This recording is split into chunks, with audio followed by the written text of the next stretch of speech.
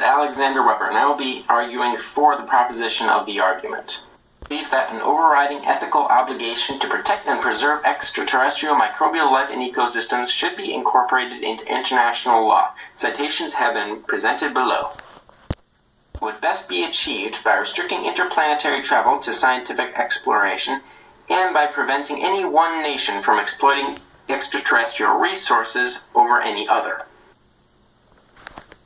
Once introduced, human microbes and viruses and prions could have disastrous effects which could literally destroy the entire ecosystem and destroy precious knowledge which, once lost, cannot be recovered unless stopped in time, which, as evidenced by the death of massive numbers of natives when the Spaniards came, and the fungus, which is destroying large numbers of amphibians nowadays, is extremely hard to do.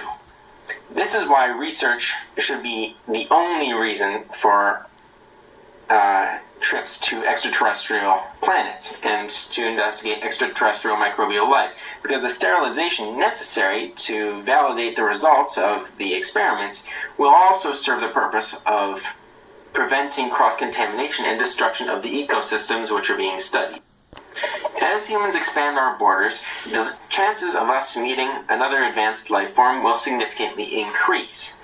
As such, it is imperative for us to not seem like a threat. If we appear as a virus which controls and spreads to any and every planet which we discover, we can exploit, there's a good chance that the aliens will view us as a threat and as potential conquerors of the galaxy, which will make us an enemy and which will begin an intergalactic war.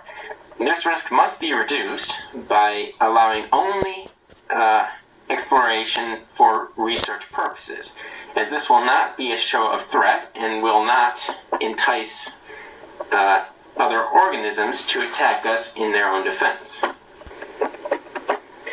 Nations have and always will fight for the possession of resources. If biological resources are found in the extraterrestrial microbial life or ecosystems, nations will invariably fight over them, and this will invariably lead to a massive death of human beings. International law is needed to prevent these wars and to prevent the loss of human life, as nations simply cannot be trusted to do this themselves, as they will fight for the resources. Currently, there is no law that prohibits war outside of Earth, and individuals will produce a tremendous amount of pollution, which will hang in the orbitals of extraterrestrial planets and Earth for millennia.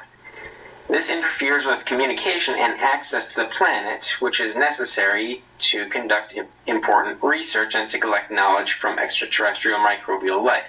What's needed is an international law to restrict the amount of space travel to these planets to only when absolutely necessary to allow for research to continue into the future.